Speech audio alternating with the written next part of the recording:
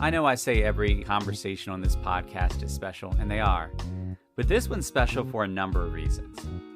First, it's the first in-person conversation I'm having for the podcast in around 14 months. Second, it was recorded in a special location, which I'll get to in a moment. And third, there are elements to this conversation that actually connect with the last in-person conversation I had with Lawrence last spring. Now, if you heard that episode, Lawrence and I talked a lot about this place called Camp Kathy. Camp Kathy was essentially a tent city that came together walking distance from my home. And there are a number of folks who were unsheltered who actually not only found shelter there, but community. Unfortunately, due to a number of things which you can hear in that episode, that community was torn down. Now, that community was actually thriving, and that was in large part due to an organization called Blessing Warriors that's headed up by Rhonda Sneed. Rhonda is out there.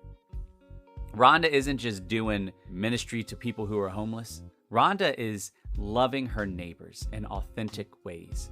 She is out there every day. She knows everyone's name. She knows where to find people even when they don't want to be found. She knows what they need even if they don't know what they need. And she knows often what somebody needs is just love. Just someone to sit down and have a conversation with.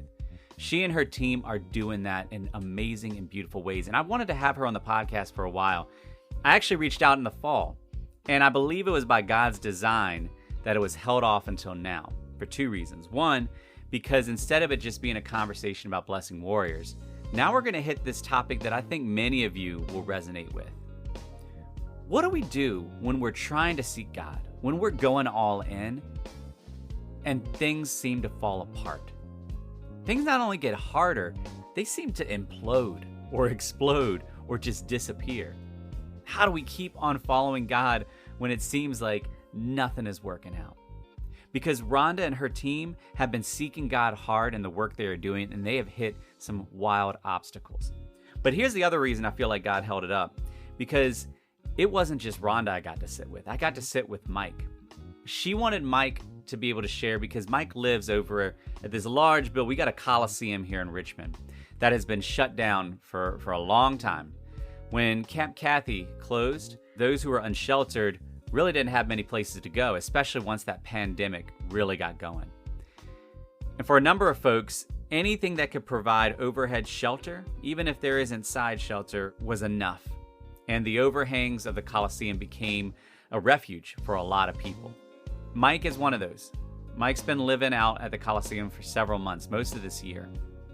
And that home for him is actually in question. At any given moment, fences could go up. But as of right now, he is cultivating community where he is, and he is holding to a confidence in God's love and power in the midst.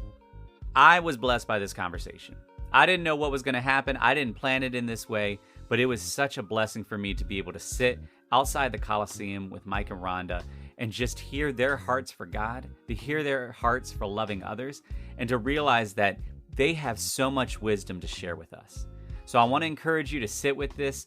We had so many technical issues, but God worked out the audio so that you can hear today. So I'm excited for how this can actually equip you more to be able to go out and love your neighbor, whoever you are, wherever you are, whatever you have in your hands, because all you need is God, and all you need to do is step out in obedience. You're listening to episode 60 of the Where Did You See God podcast.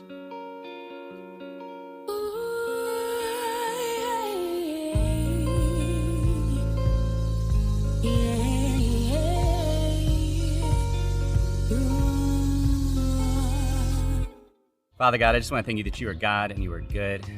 And I just thank you for this opportunity that you've provided shade as we sit out here by the Coliseum, that you have provided quiet, and that you're getting us through technological issues because we just believe you are present and you're speaking. And so we just invite your spirit. Anything you want to do in this conversation, we're ready. And we just thank you for the gift of being able to share the stories you've given us. I want to pray in my holy name. Amen. Amen. All right, so this is special because I haven't recorded in person in over a year. And then my first one, we're on location at the Coliseum. But I'm sitting with Mike and Rhonda, and I've known about Rhonda for a while now, mostly through her work with Blessing Warriors. We've only been in person with each other maybe once or twice. Right. But yeah, God really put you on my heart recently as I've been working through this questioning series, because you have been investing hard in seeking God and loving others. And no matter how hard you are seeking God, you keep on having obstacles thrown at you and barriers come up and people changing their minds and things happening. And Mike, you shared a little bit, but you've had a similar thing going on where you've been trying to seek God, but you keep on having these hardships hitting. And so when I think about this conversation, one of the things that I think about is, like, what do we do when we're trying to seek God and it just seems like things are getting worse? Things are getting hard. Nothing's working out. So I guess just to start, Rhonda, like, tell me a little bit about you and Blessing Warriors. Like, what is Blessing Warriors? Well, I am a veteran. When I got out the Air Force and went back to New York, I couldn't find a place to live because I didn't have rental history. So my husband, myself, and my 4-year-old child ended up homeless on the streets of New York. And my parents were livid. They wanted me to come home, but the military trained me, make it. And I promised God, once I got out of that situation, I would never forget where I came from. And believe it or not, 3 more times in my life I ended up homeless. Not always due to what I did, but I ended up homeless. And when I came to Richmond in 2013, I retired medically. The doctors would not allow me to go back to work. I moved to Richmond, didn't know but one person here, and I was shocked. People were sleeping in doorways in the wintertime with no blanket. I didn't think Richmond had homeless people. Mm-hmm. But the more I saw it, the more I had to do something. So that was my first obstacle. It took them a year to get my retirement straight. So everything that I saved up for was slowly gone. I started going to food pantries, seeing how that wasn't working. Yeah. People were not getting what they really needed. So I met a couple of people and I told them, when I get out of my situation, I'm going to do something. So I started serving with one crock pot and cups from the dollar store, chili or soup, whatever I could make. And as time going on, I started to meet people out in the street. And sometimes people just want to talk. Mm-hmm. And I was amazed. Sometimes people had literally nothing but the clothes on their back. And they would tell me, God's going to get me through this. Trust God. I'm like, this man has nothing. And I'm having issues. Mm-hmm. So they blessed me more than I blessed them. Yeah. And so, I started and people wanted to help. And the name Blessing Warriors came from the citizens of Richmond came together and they developed that name, Blessing Warriors RVA. And the reason behind the RVA is that right when we first started, this lady was praying. And she said, what you're doing is not going to be just in Richmond. This is an idea that people have to have globally. Yeah. That we have to help each other. You can't wait for the government, the church. We have to help each other and trust God to do it. And God's doing it. I don't have anything to give people. I can go and contact the Facebook page and say I need 20 tents. Before midnight tonight, I'll have 50. Mm-hmm. God is providing even when I think I can't make it, the obstacles. I mean, I like Mike. We met out here. Oh, yeah. I met right here. I was laying in the bed over there. I was sick. And she jumped out the truck, and I told her, I said, I can't get up because I'm sick, right? So she looked at me. She brought whatever she had to bring over there to me, And she said, oh, you sick? I said, yes, ma'am. Like that. And Miss Rhonda is one of the beautifulest women that I ever seen, ever been around. Mm-hmm. We could call her when it's snowing, man. Yeah. And she would come and get us. Yeah. That's a beautiful woman, man. And I look at her just like she my mama. Mm-hmm. For real. Because she been there for us since we've been here. Yeah. And I've been out here, 6 months? Yeah. You just won't stop coming to see her. We try to run away at you. And she find her. Yeah, man. And that's my story for the day. I thank God, and I know God. Hey, I know God. And nobody never told me nothing about God. I learned this from experience. Mm-hmm. That's a God. Mm-hmm. Cause you, What's some of the situations you had to deal with? okay, the man that when I first died, the man was finna hit me with that, them things. Mm-hmm. A defibrillator. Man, and it feels just like something just like boom. Just tapped you. And then I come back, there I was again. I'm out. You were dead and then you were alive. I'm going like this. I said, Doc told the doctors, I said, y'all perfect. Thank y'all. But ain't but one person did that. Uh-huh. Raised a man from the dead. Mm-hmm. And it says that in the Bible, when everything come up, God gonna raise every dead person up. Yeah. Yep. See, I got my chance. Mm-hmm. I'm going for the second one now. Because he done already raised me up from the dead. Yeah. Same thing happened to me in New York. I was at work and I went to the dentist and they gave me penicillin and never had a reaction. But I took it while I was at work that morning. Within 30 minutes, I was declared DOA at the hospital in New York. Mm. And doctors couldn't understand it. They could not. I could hear them in the ambulance. Mm-hmm. But I'm going to tell you, in all honesty, I was upset that they brought me back because I had never felt such peace in my life. Mm-hmm. It was ultimate peace. But then I realized when I came back, because I couldn't work for a couple of weeks because I was physically exhausted. They said my body had shut down, but God told me He had other things for me to do. Yeah. So those are powerful stories, right? And I think what can happen sometimes is people can hear the one story and miss the other stories. Like one of the big issues I think in the church when we think about moments that we question God is that we're all for God when things are going well, but then when things are hard, then we start to wonder, does God actually exist? Am I seeking Him enough? Does God actually love me? And what I'm hearing from y'all is like, you do have these powerful stories of like, you were dead and God brought you back. Oh, yeah.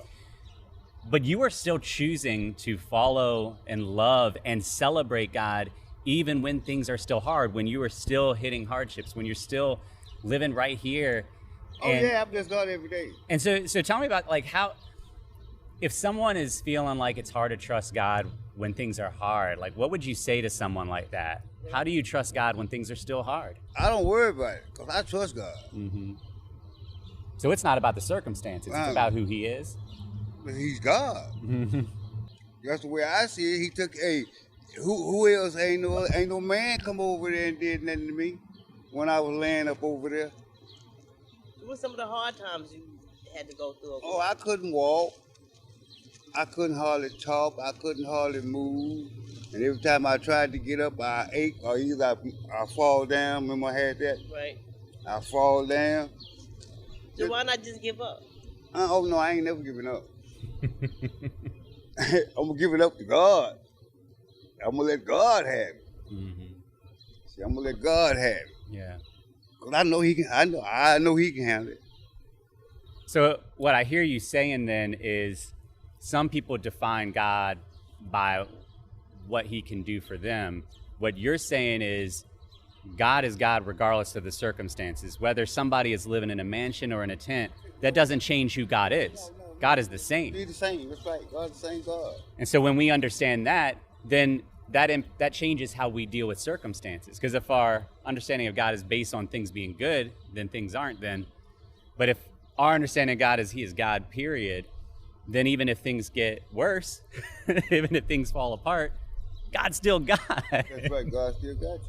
How do you feel Him giving you strength then in those moments? Like, what does that feel like for you? He's just pulling me close. I call it pulling me close to Him. That's all. Mm-hmm.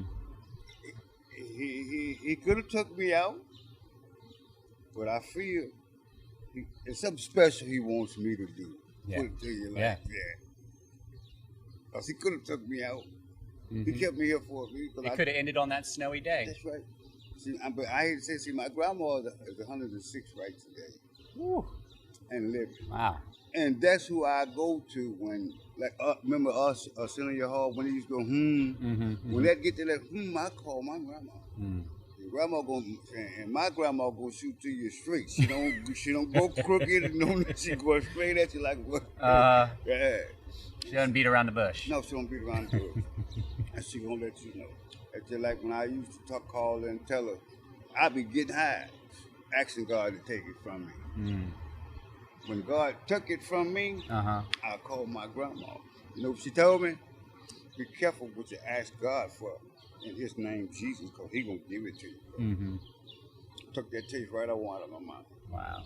7 months free. That's, hey, Cold congratulations. Cold turkey. Congratulations. That's big. Cold turkey. Uh-huh. I ain't go no program. Mm-hmm. Just say, I'm finished. Done. I'm through. I'm done. I'm finna be 60 years old. I'm done. Uh-huh. And God been blessing me ever since. Mm-hmm. Now, let me tell you, 'cause I talk to him just like I talk to you. Mm-hmm. You know what I mean? Mm-hmm. I don't, when I talk to God, I don't all that heavy stuff. Right. I go straight to him. Yep. Just like that. I'm going to tell you, God raised me up off that bed over there. Mm-hmm. Yeah. They good to her. Yeah. All of them. If anybody she bring around here, man, they good to us, Yeah. man. We don't worry about, I'm going to tell you, we don't worry about, I don't say they spoil it. We don't worry about nothing. Mm-hmm. And you got her coming bringing food, and you got other church people coming bringing food, and you got, people just bring food, man. Yeah. We ain't hungry. I don't think God God gonna let us. provides. That's right. God provides. God provides. That's right.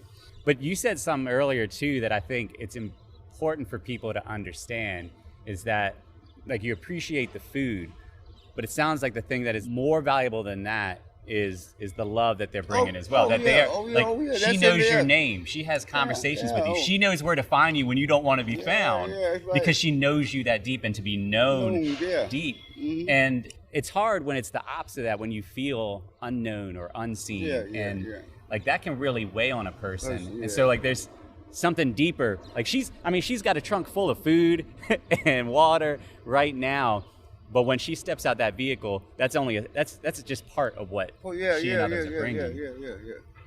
And you said something, Rhonda, that I thought was powerful too, that you were talking about if you needed tents, you could post it and there'd be 50 of them. But what you said is God provided.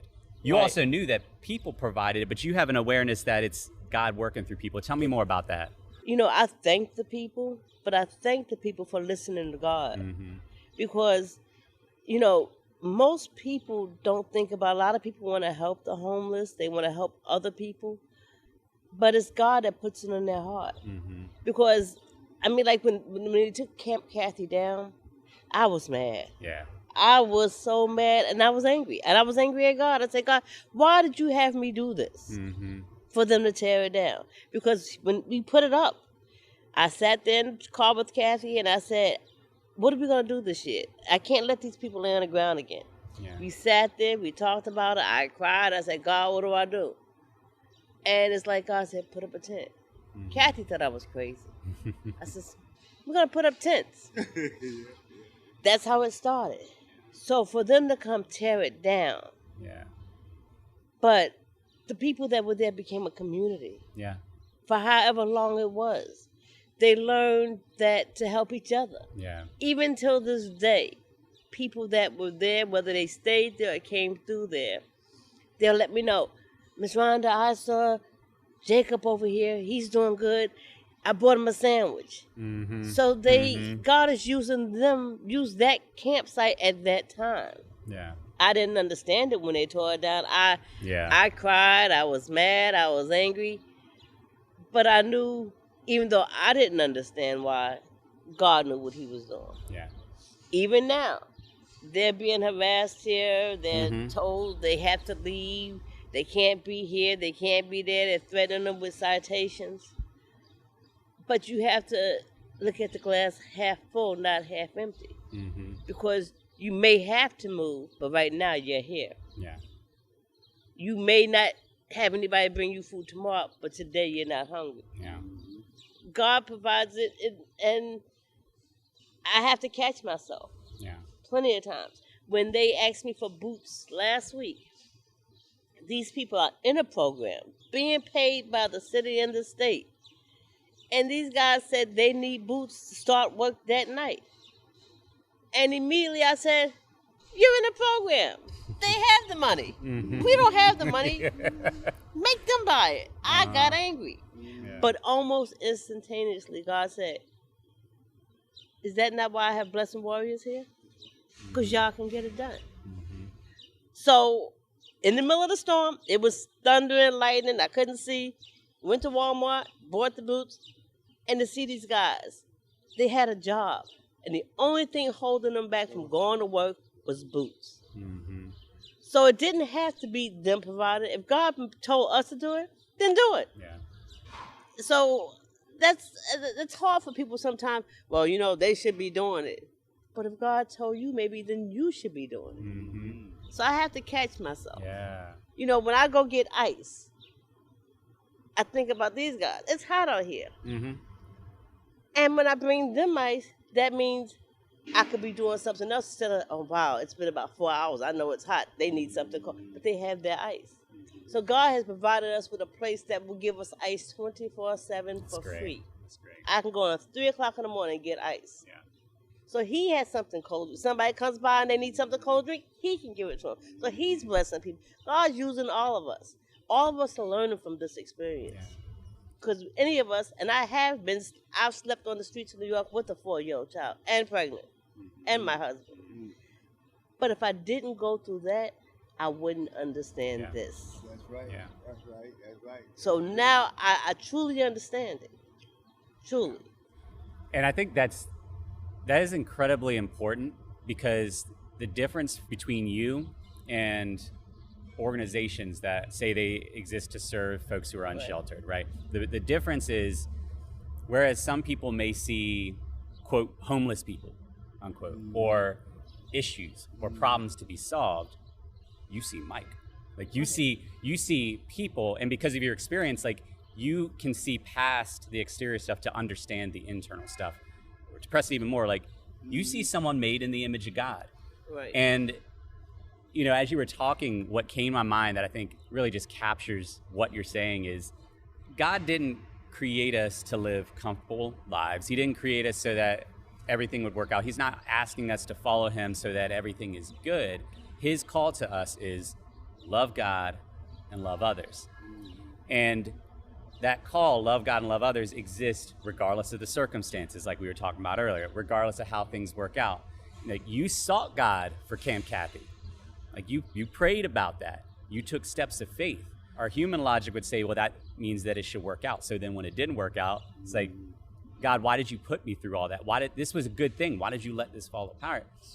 But your capacity to love God and love others didn't change. When another organization has the money and they should be able to buy the boots, right, and it's unfair for you to have to take from what you don't have and make it happen, that doesn't change the fact that it's an opportunity to love others. And that's really what Blessing Warriors, what you as a person, and Mike, what you're doing, I'm sure, and your friends and your interactions in your community are doing, is you're not trying to fix or solve things. You're just step by step each day. How can I love God and how can I love others? Whether it's fair for me, whether it works out, because that's the greater thing. And it sounds like y'all are seeing that. I mean, y'all are out here smiling, right? Yeah. You know, it's like, you know, a lot of people complain about the organizations, can't call them. They call the hotline and can't get through. But then, Mike will tell you, they can call me at 3 o'clock in the morning. You are out there. Oh, she coming. She's coming. She's and coming. the thing about it is, I have what the doctors determined is a sleep disorder, but it's actually a blessing. Because while others are sleeping, if Mike needs something, he don't have to sit there. I hate to wake Miss Rhonda up. Miss Rhonda's probably up. So it's a thing where man sees it as a disorder. Yeah. It's something that God is using in me to serve others. Yeah. That's right. It's how you look at something. Yeah. It's how you perceive it. Look at all the stuff around here. We try our best to keep it clean. Other people see it as a bunch of homeless people sleeping around the Coliseum. So if you had a bench out here and everybody was sitting on the bench, would you say a bunch of homeless people sitting there? They're people. They're no different than you, me. Yeah. And it could easily be me again tomorrow. But see, when they wasn't bothering us or nothing like that, we used to keep this whole thing clean. Yeah. But when they started messing with us, telling we had to move, we just stopped doing it. I mean, this whole Coliseum all the way around this joint was clean. We kept it clean. Yeah. They didn't come clean it. We cleaned it. Yeah. I'm talking about the homeless people. We all got together and we kept once we got it clean, we kept all the area clean. Yeah. It's a safe place too. Oh yeah. And see, then they got the messing with it. Everybody said, well, I'm gonna clean it for it. They ain't gonna put us out. Tell me the story. You said people that come through here from work, you told me they feel safe. I'm a talker. And I'm saying, we don't be trying to, mess with. We speak to them, then they get a chance to know it, and then all that, and then your color people too, your people too. Everybody comes through here knows Mike. Yeah. And David. Yeah. 'Cause that's the kind of person I am. Yeah. And I used to tell them, hey, don't y'all be scared to come through here. Just come through here just like you being comfortable. We sitting right over, all you got to do is holler. Yeah. We're going to hear you. So, man, they started saying, well, I'm comfortable going through here. God has a security team out here. Well, there are people who are thinking in their minds, oh, if people are sleeping out here, things are going to be worse. Like the opposite was happening. It was cleaner, it was safer, and there was community. Community was built between people who were living here and people who were walking through. Yeah, man, we used to get out there, me and David and Ameem and that other dude right there, man, late at night. We'd be out there playing cards, playing spades right out there. Until they started messing with us. Yeah. So, yeah. They asked me, well, some of them, where are we going to go? I don't know. You don't know. But God knows. God knows. God's going to provide a place. Right, that's right. God's going to provide us a place, Jack. Believe that. Yeah. You know what I love is, as you were talking, Mike, it made me think about episode of the podcast I recently listened to, and I was talking about it before we started recording. My friend who had spent time in prison and had wrestled with feeling like ex-convict was part of her identity and who she was. And freedom came when she recognized that's not her identity, that her identity is a daughter of God. And that's what I think is beautiful is like, you're not a homeless person. You are Mike. Right. Like homelessness is a current circumstance that you are in, but that does not identify you. That does not determine your value. And I think if more people understood that, then they would know how to actually interact with you as Mike. And I think the same is true. Like I think of it in a different way for you, Rhonda, is like, I think you probably have a lot of people that are like, oh, Rhonda, you're just, what you're doing is so amazing. I'm so glad you're doing it. And I imagine in your mind that you're thinking two things, and I could be wrong, but I don't think I am. One is like, it's not me, it's God. Right.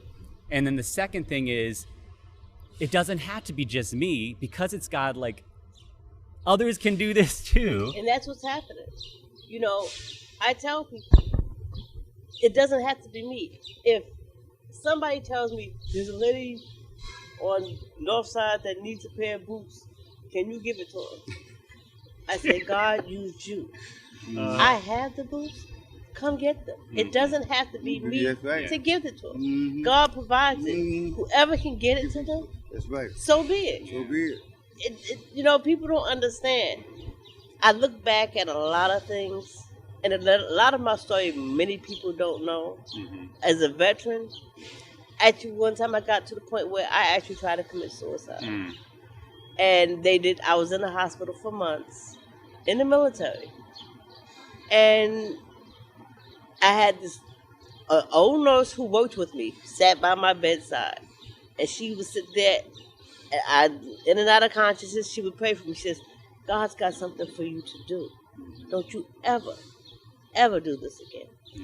And so no matter how hard it gets, no matter how many obstacles I come across, there's a reason that God brought me through that. I went through 20-something years of a domestic violent marriage. And I left my husband to another state with 24 hours notice with 4 children to a place I had never been. But God provided. Right.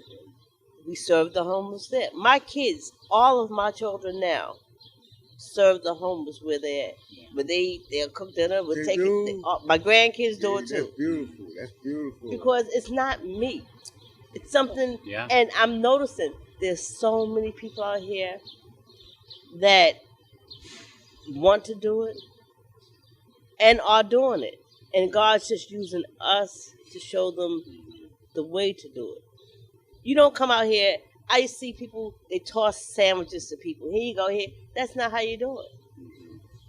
Just the relationship. Mm-hmm. I can come out here and sit with Mike and we can talk and we can laugh, we can joke, we can cry, we can get angry.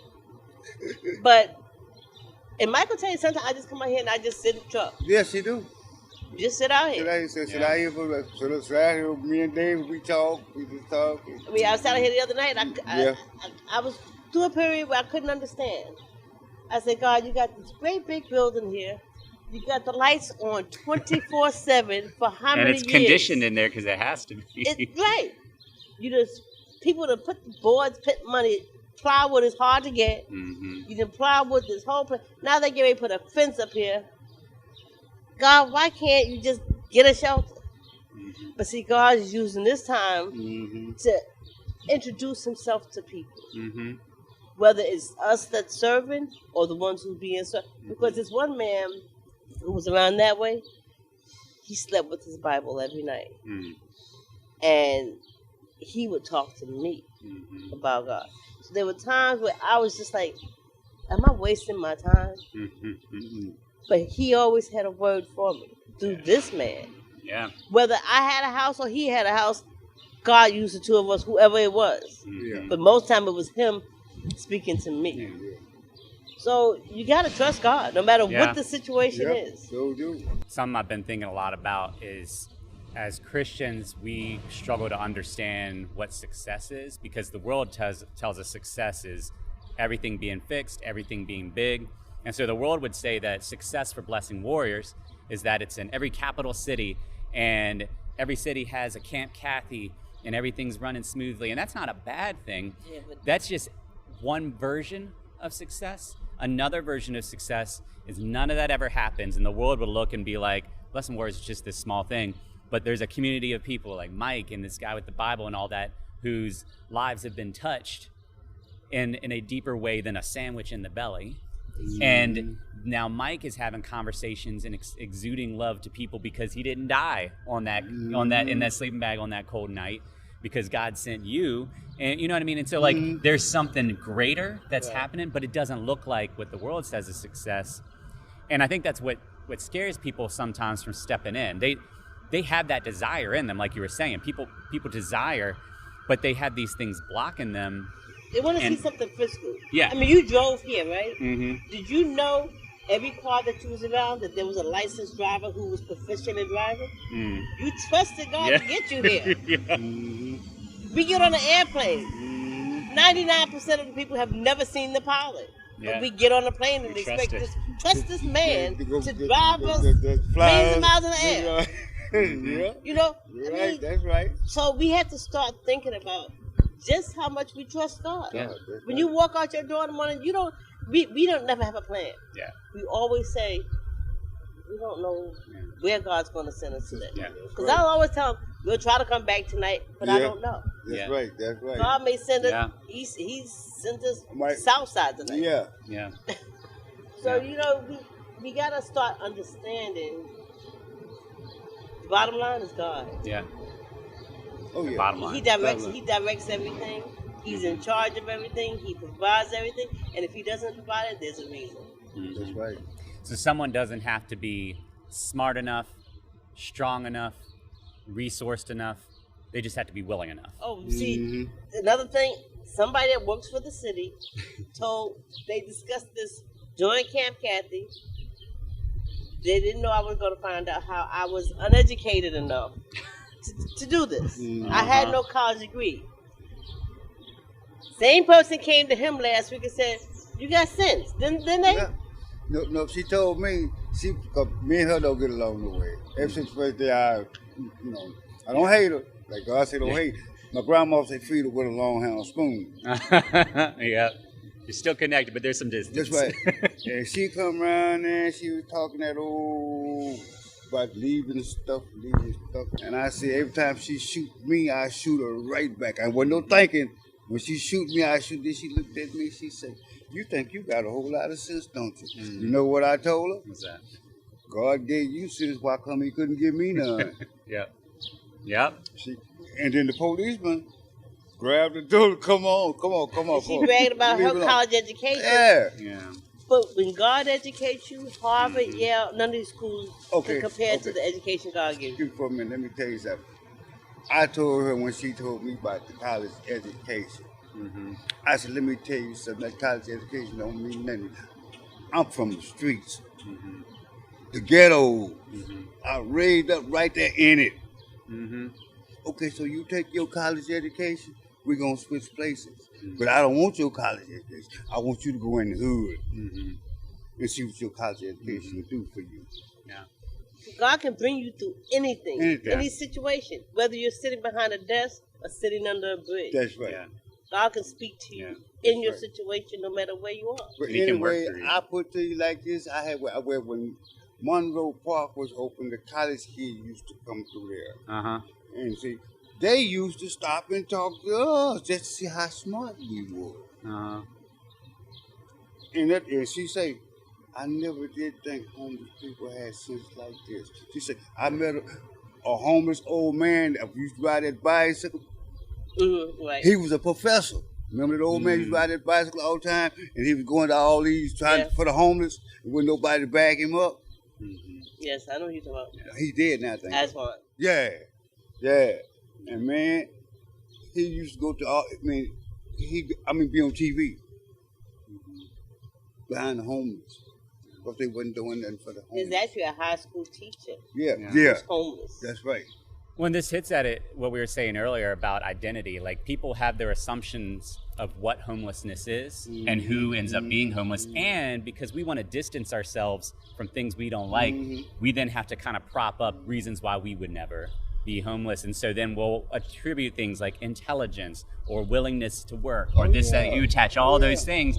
And if you don't pay attention, then that will cause you, when you see someone that you decide is homeless, you apply all of those assumptions. Okay, just like it used to be a dude walk through here every day. He was a black man.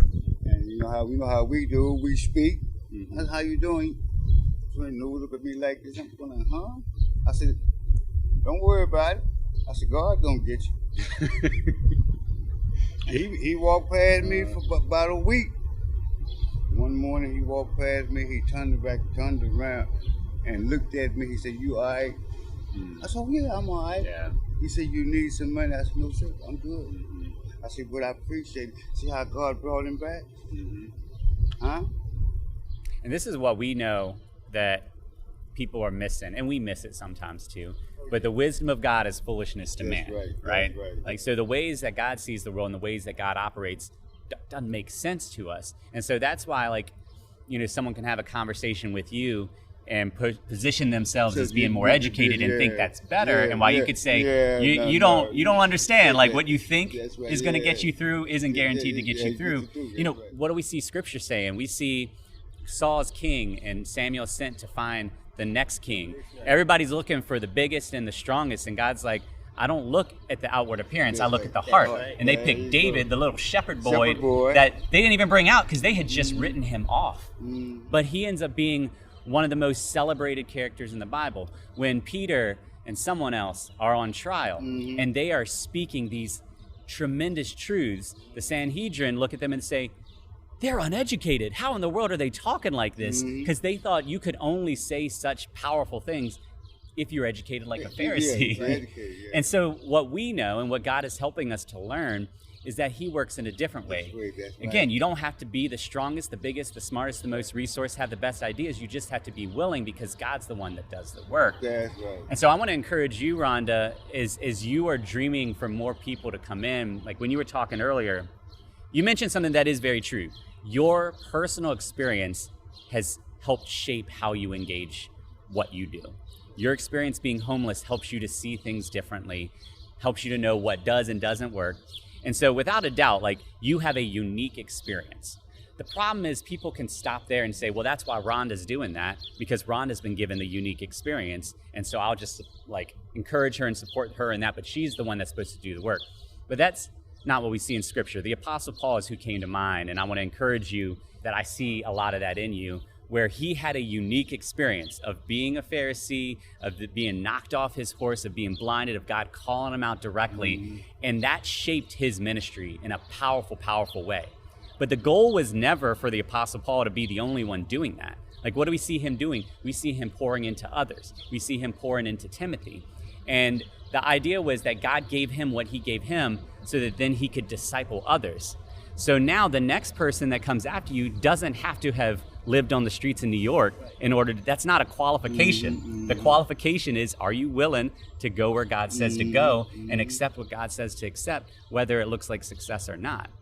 And anybody can be willing to do that. They just got to die to some stuff first. Right. Yeah. And like people who don't realize that won't realize the power that you're having, Mike, because you've shared several stories of how you interacted with someone that changed them in some way. Yeah. And we may never know the seeds that you have planted. Yeah.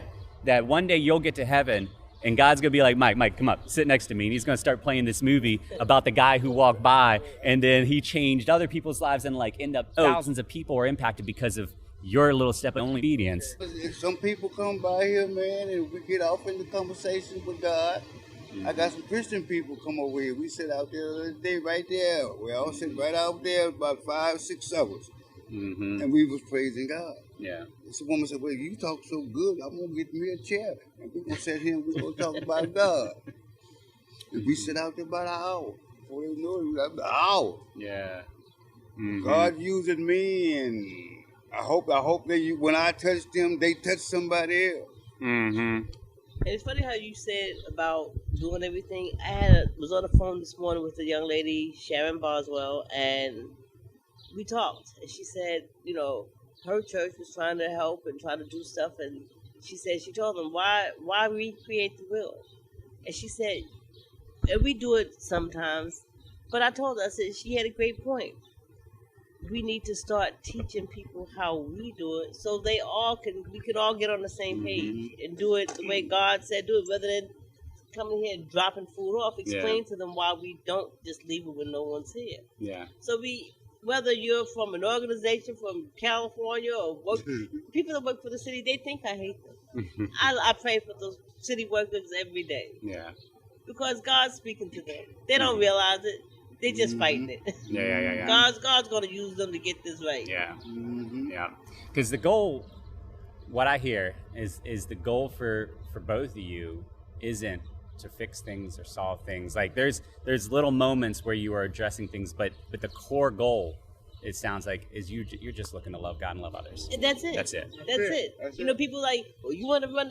That's not. No, we're here. Yeah. We're here with the people that talk about God, to love one others, to help them to the next step. But I have no goals to be mayor or in charge of the whole. That's not our goal. Yeah. Our goal is to love on people.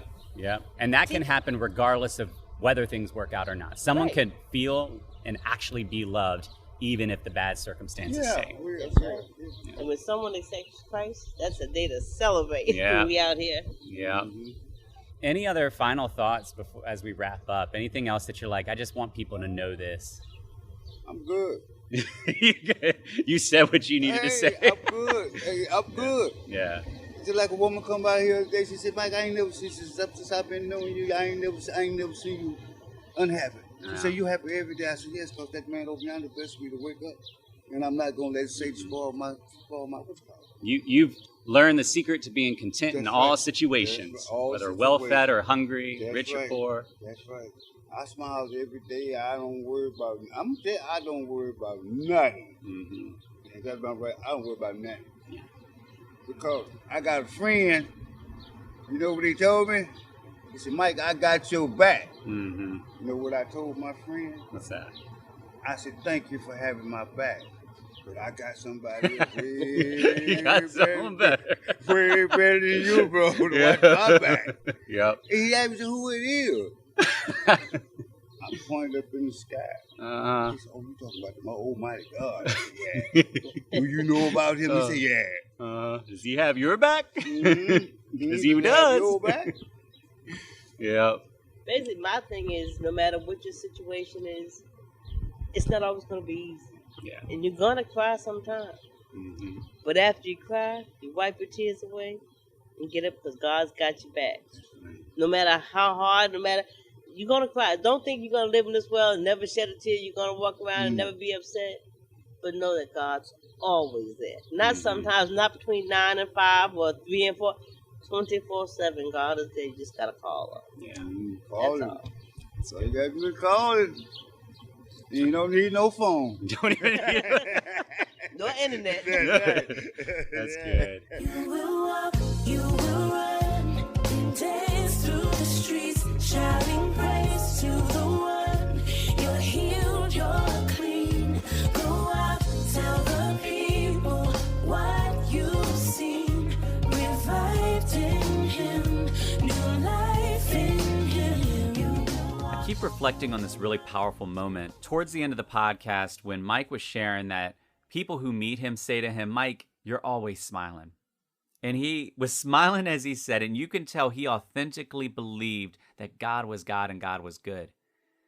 You know, the world could look at him and say, because he lives in a tent, because he lives outside, because this, that, and the other, because he doesn't have wealth, because of all that, his life isn't good.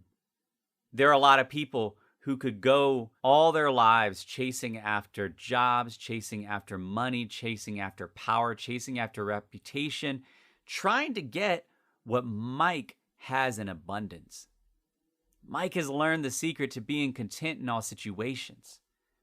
And it doesn't look like what a lot of us think it should look like. And it doesn't look like what a lot of us might want it to look like, because we want something other than contentment. We want self-preservation. We want comfort. We want security. But God has afforded Mike the opportunity to know him in a deep and real way, and he is sharing that with others. Look, this capacity of ours to miss what's right in front of us is not new. I want to read something from John 9. So this is talking about Jesus. As he passed by, he saw a man blind from birth, and his disciples asked him, "Rabbi, who sinned, this man or his parents, that he was born blind?" Jesus answered, "It was not that this man sinned or his parents, but that the works of God might be displayed in him. We must work the works of him who sent me while it is day. Night is coming when no one can work. As long as I am in the world, I am the light of the world." Having said these things, he spit on the ground and made mud with the saliva. Then he anointed the man's eyes with the mud and said to him, "Go, wash in the pool of Siloam," which means sent. So he went and washed and came back seeing. All right, keep listening.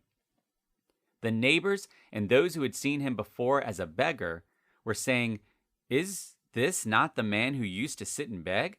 Some said, "It is he." Others said, "No, but he is like him." He kept saying, "I am the man." So they said to him, "Then how were your eyes open?" He answered them, "The man called Jesus made mud and anointed my eyes and said to me, 'Go to Siloam and wash.' So I went and washed and received my sight." They said to him, "Where is he?" He said, "I do not know." And the interaction goes on. More questions, more pressing, more doubt.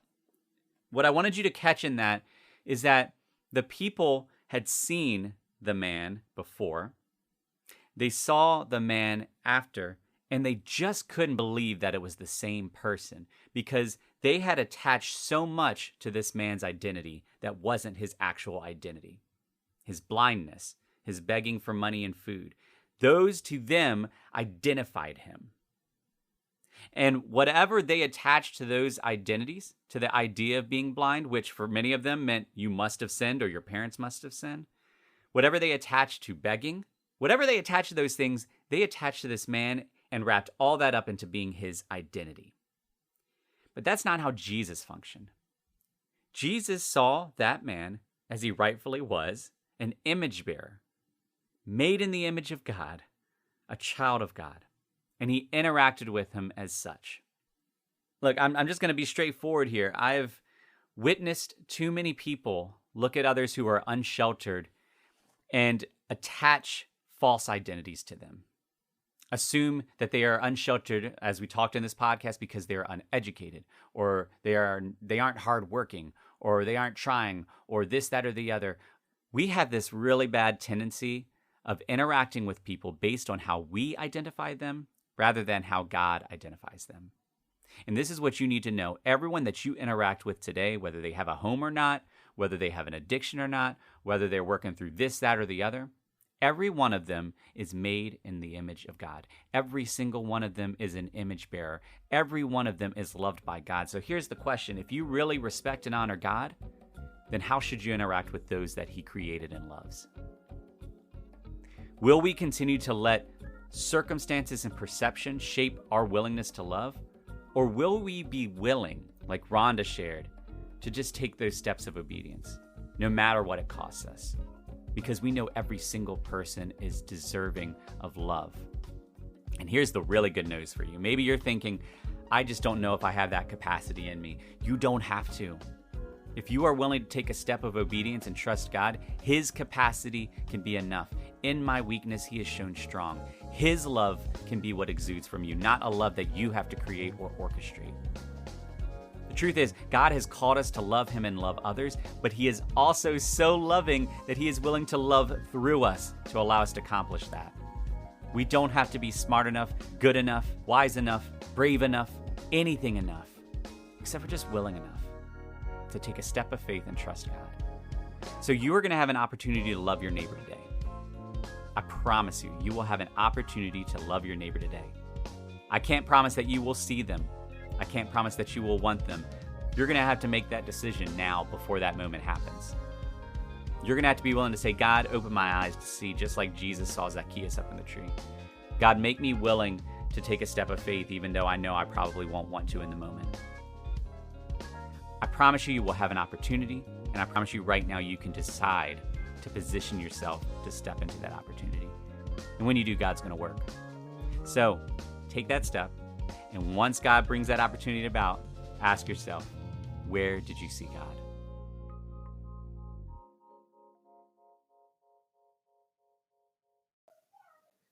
Thank you so much for taking the time to listen to the Where Did You See God podcast.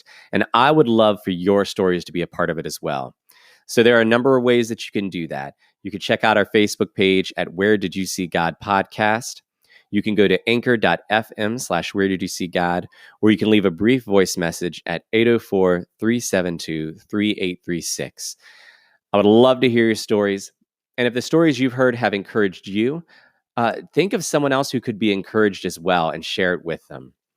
The music you've been listening to is You'll Walk, You'll Run by Urban Doxology. They are a solid group, and you will love listening to the rest of their music, so check them out. And as always, as you go through your day, ask yourself, where did you see God?